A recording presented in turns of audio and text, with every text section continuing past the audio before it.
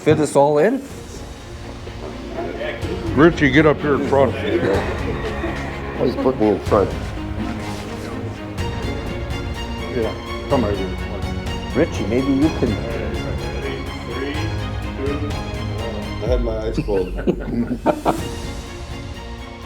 was getting flat.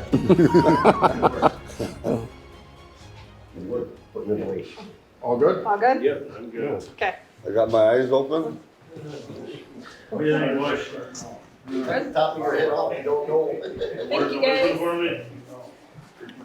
Well, Tommy, you guys are doing good work here, and we appreciate helping you out, working with you, and putting the pond back so that kids can use it again. Get the kids out there. That's what And our I mean, I thank the Rod and Gun. The Rod and Gun has been an integral part of the city of Indy.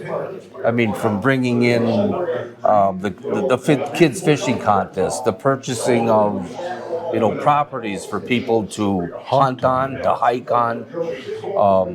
The Rod and Gun is a huge asset, and it has been for years to the city of Indy. Yeah, them old guys knew what they were doing when they started. When they started it and they set it up, and I guess it's up to us now and in future to keep this thing going, because it's, like I say, it's an integral part of the city of Indy, and in actually Trempealeau County. Yes, it is. And I don't know what the figures are, but just the day of the fishing contest and days leading up to it. But there's a lot of people that are coming to town, and you can see they're setting up their shacks here. We're setting them up a week ahead of time. They're camping overnight at a contest. Yeah. So yeah, it's it does. and the revenue it brings into town. Bob Dietrich's station is just going constantly. I know Charlotte told me that was her busiest day of the year. That was bigger than the fireman's dance and stuff. So it does bring a lot to the economy of Trempealeau County and heavily on the city of Indy. So well, Tom, again, thanks to Rod and Gun. That was a very generous donation. and it'll keep coming. We can't thank the Rod and Gun enough. Use it wisely. Can you tell me what the money is going to go for? Briefly? Well, the money will go for we have to dredge the section of the sediment pond, which if you look at, I don't know the exact acreage, but I would say, Mike, wouldn't you, it's roughly 3/4 the size of actual Bugle Lake. Yeah, it's a good sized holding pond. So when we set out to dredge that sediment pond, the goal was to get it 12 plus feet. Well, we exceeded that, and a lot of places are dredged to 16 feet deep. So, we exceeded the goal, and what dictated that was our summer, Mother Nature. And we ended up with a lot of rain, but at the right time, we ended up with enough dry weather to, make that project a huge success. So that will aid in, and it was just shy of $1 million to dredge that sediment pond. So it was quite expensive. Yeah. But again, the Bugle Lake is a huge part of the city of Indy. Oh, it's such a beautiful, and it's such an asset to the county. It is. And to drive by there and see kids fishing in the summertime or in the fall or whatever they're fishing there. That's heartwarming to me. To see the kids outside instead of doing this. Yeah, and if you notice, when you drive through town, you don't notice, but the Island Park, the beach that's out there. Lions Club I believe it was Lions Club, built the sand beach out there. That's used every day of the summer when weather permitting. That was back in '62 when they dredged it. And Rod and Gun Club also brought that shelter that sat there for many years. The Rod and Gun Club brought that from where Helma Fernals was raising trout there in Arcadia. Right as you Really? go in. Okay, yeah, all right. They brought that building in from there. And they, I think it was it Lions Club that built the shelter out there. So that is used for a lot of families, use it picnics, swimming. The lake is definitely a huge part And you got to give a shout out to the Rainbow Club. what they've done with the park, putting all those toys in for the kids, the musical equipment and stuff. Yes, in the back of the park here. Yeah, there's a lot of donated time, a lot of donated toys by, the Rainbow Club. The women are out there planting flowers. Keeping it pretty and looks keeping it really nice. for the kids. And they use it.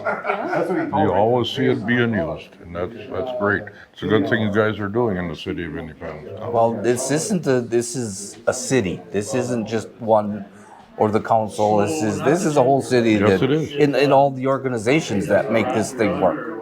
It's like Bob Petrick always said, the day of or throughout the year you maybe have 12, 15 members at a meeting. He says on the day of the contest, the whole city is a member. Everybody just shows up, takes over, does what they have to. You don't have to bug people for it. It's No, and self-sustaining. If there is a project, and all you have to do, and I'll refer like this to the 186 property that the Rod and Gun purchased. We asked for help cutting buckthorn and killing invasive weeds. Well, it was Whitehall School. What grade was that? That was the sophomores. Yeah. Independence brought 7th and 8th graders, I believe. Yeah. So, and that's teaching the kids something as well. Yeah. So it was asked for members to come with chainsaws. Adults, there was plenty, and so we were cutting, and kids were carrying and poisoning the stumps. And we just burnt it up last week. All the brush piles. So yeah, the canoe landings are another huge project that people use summertime every day. Yeah. Not every weekend, but there's a vehicle. I drive by there every day, and there's always a vehicle there.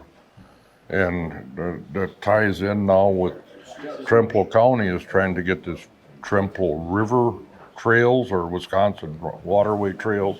I can't remember what it is, but that was an integral part of them getting their thing going, was our canoe landing. Because there was nothing between Whitehall and not Petrick's Four Seasons. Yeah, and that Trempealeau River is a huge asset. Yes, it is. That brings in tons of people out of the area to go canoeing, kayaking, tubing, fishing, or just throw their lawn chairs in the river in Four Seasons Park and sit there for the day. So yeah, it's get people outside. Yeah. So again, thanks to Rod and Gun for the huge donation. Appreciate it. And thank you to the city and the whole town, the whole community for all your help in supporting us. Yeah, this is a community effort. We wouldn't be able to do this if it wasn't for the community. Takes everybody. So Mike, if somebody is interested in joining like the Elk Rod and Gun Club, what do they need to do? Well, first thing is the easiest way would be to stop to Petrick's service station and buy a membership, $10. Very, very reasonable. Yeah. Or if you start showing up at meetings, which are held the second Friday of every month at 7 o'clock at the Independence Fire Station, you show up, you're pretty much a member. That's the way it is. Okay. Well, that's great. Okay. Well, this is nice. It's really good to see this. Moving on and taking care of the Thank you for coming, Nancy. You bet. Thank you.